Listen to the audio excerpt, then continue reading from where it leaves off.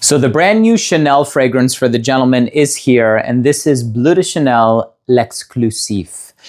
Now, of course, I'm a huge fan of the Chanel lineup. Of course, with the original, we had the father, Jacques Polge, composing that when it came out in 2010.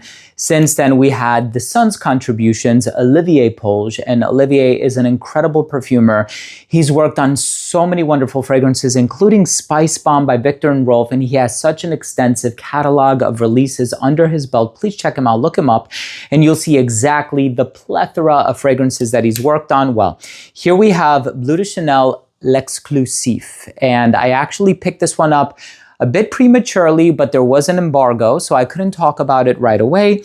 And the first thing that you'll notice about this one, it's actually a shorter bottle and it's a bit wider. It's not as narrow as its predecessors. And by the way, we have three. So we had the Eau de Toilette, which was the original, then the Eau de Parfum, then the Parfum version, and now we have the L'Exclusif. Now, of course, the name L'Exclusif is a bit nebulous.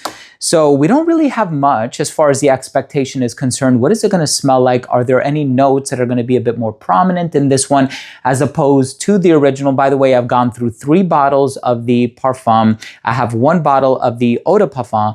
I think I've gone through 2 bottles of the Eau de Toilette. It's a DNA that I am so incredibly familiar with. I have purchased all of them throughout the years. I purchased them on cruise ships. I purchased them on at Macy's locations, so on and so forth. Anyway, today we're here to talk about the brand new one, but before I dive into the review, I do want to mention that if you're a fan of fragrance-related content, and of course, if you love smelling your best, hit subscribe, hit that neighboring bell, and also please give this video a thumbs up for the algorithm.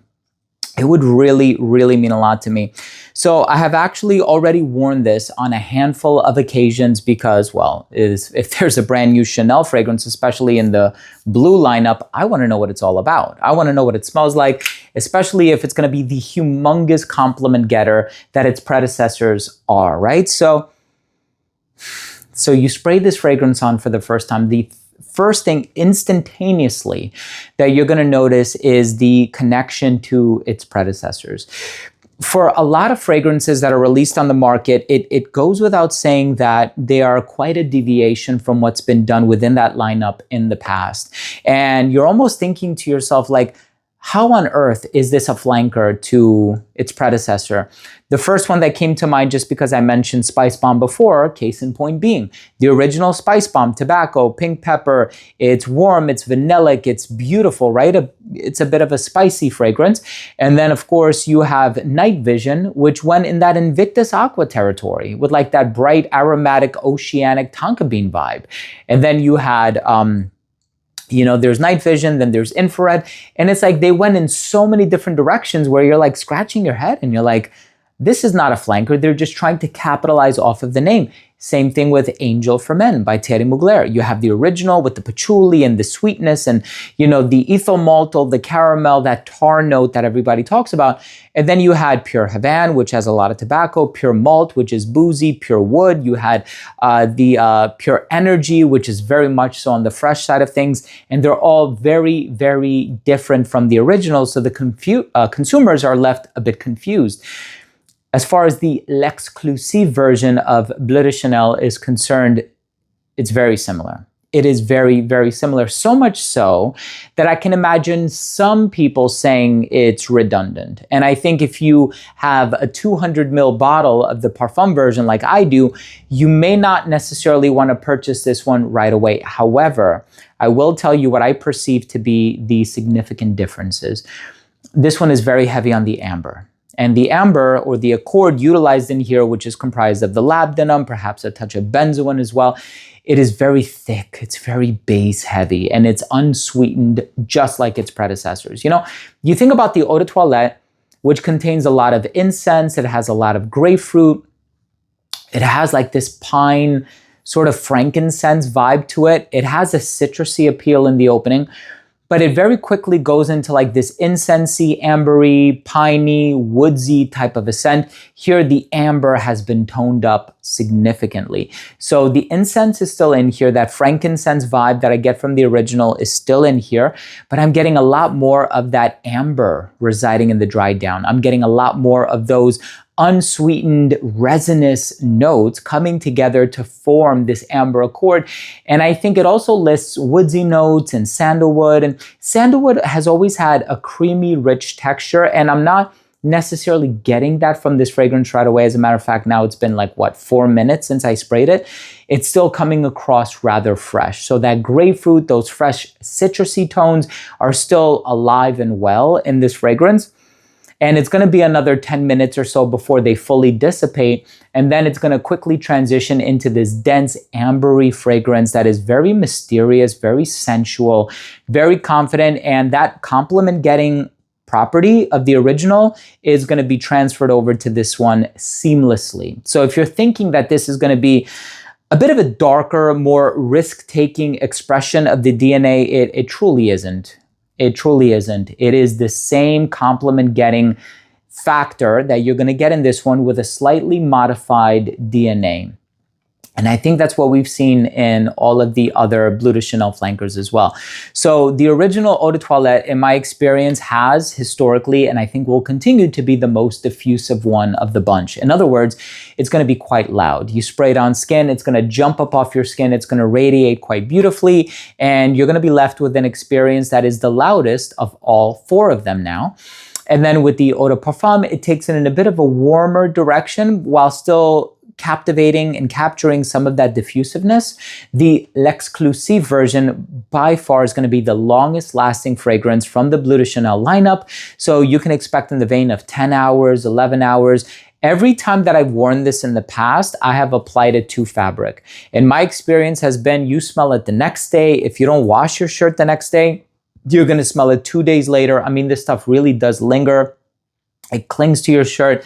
One of the drawbacks with the Eau de Toilette especially is, when I initially purchased my bottle, I never had performance issues with it to speak of, but it was one of those fragrances where I love the opening so much. So 4 hours into the application, I'm spraying it again, just because I want to get that opening, right?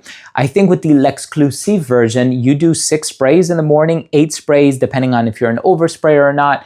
You're not going to need to reapply this throughout the day. Yes, it's still going to be nonlinear. It is still going to transition into something beautiful, something warmer, something deeper, something richer, more amber. Of course, the labdanum in here kind of gives like this exotic vibe to the fragrance. There is just a hint of sweetness in the opening on account of that labdanum. I almost said lavender. But it's a beautifully done ambery take on the original Bleu de Chanel DNA, which again, it goes without saying, is a huge compliment getter.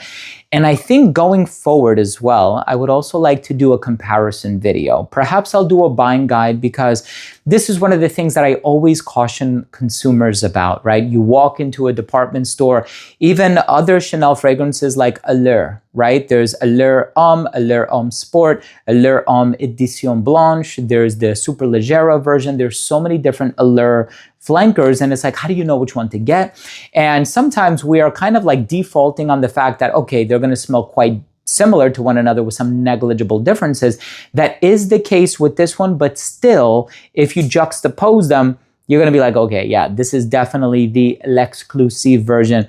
What I love about it is that, unlike other fragrances, like I'm going to give you a pretty clear example, Sauvage, right? I love Christian Dior. I love Fahrenheit, believe it or not, which came out in the late 80s. I love Hypnotic Poison. I love a lot of the Maison Dior fragrances, Fève Délicieuse, which is, anyway, I'm not going to get into that. But I think that even with that brand, you have the new Sauvage Eau Forte. What a name. And that fragrance was not met with positive reception at all. However, the Bleu de Chanel flankers, this is a line where I feel like with each flanker, it just gets better and better and better. And thank goodness it does. Even though I can see how there's still a market for some flankers from other brands that maybe the general population as a whole isn't too crazy about, but there are still some people within that population that actually do like them and do appreciate them, like the newest Sauvage flanker, for example. I know there was a lot of love for Sauvage Elixir, and then once they switched over to the newest water-based flanker, it's kind of like everybody didn't necessarily have the most positive things to say about it. That is not the case with this fragrance. I think this is instantly going to become a fan favorite. I think everybody that I have seen speak about this one in the Facebook groups has fallen in love with it. Some people bought it well before the official launch, which was another reason why I wanted to kind of cover it a little bit earlier on. But I said, you know what, at least it also gives me the opportunity to spend more time with it. I will foster a greater level of familiarity with the fragrance. And so here I am. And I really hope that you took something of value from this episode. Uniqueness and overall smell, obviously it's going to be very similar to the other Bleu de Chanel fragrances. Longevity, 10 plus hours. Projection, a little beyond an arm's length, actually, for the first hour and a half to 2 hours of application. I think as far as the versatility is concerned, this is also going to be phenomenal for the colder months of the year because of how well it performs and how strong it is. And I also think that this one is going to be both casual and formal because I love wearing the original, the eau de toilette, during casual situations, if I'm just running errands or if I'm going shopping or if I'm just, hitting the town or whatever, going for a walk. It doesn't matter. You just want to smell good.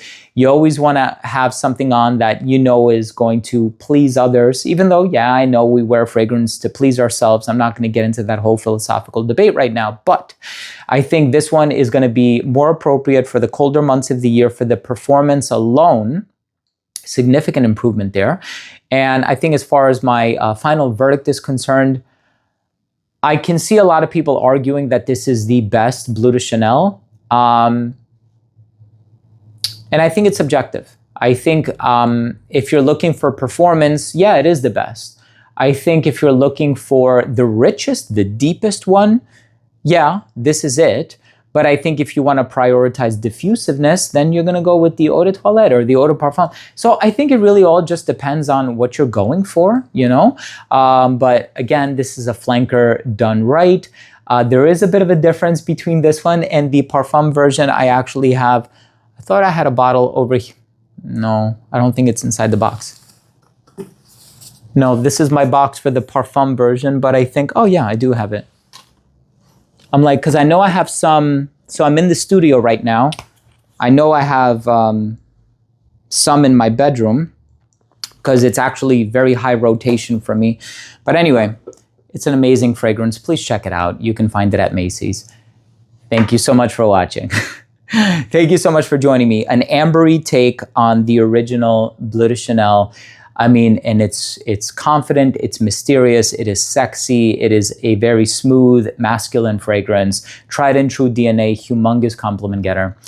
Thank you for watching. Again, if you took anything of value from today's episode, it would really mean a lot to me if you would consider supporting the channel by clicking subscribe, hitting the bell, and of course, giving this video a thumbs up for the algorithm. It would mean a lot. So thanks again for watching. I love you all, and we'll see you tomorrow with a new episode. Bye.